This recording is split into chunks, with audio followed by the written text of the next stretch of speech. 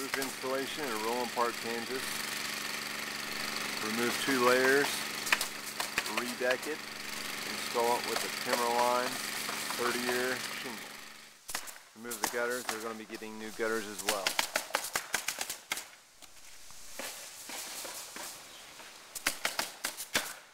New drip edge, new shingles, 30 pounds. As far as our cleaning up, we tarp the roof. We've got decking plywood underneath to support it when the trash comes off, the tarps.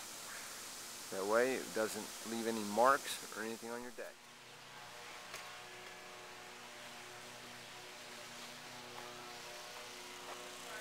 Finished product.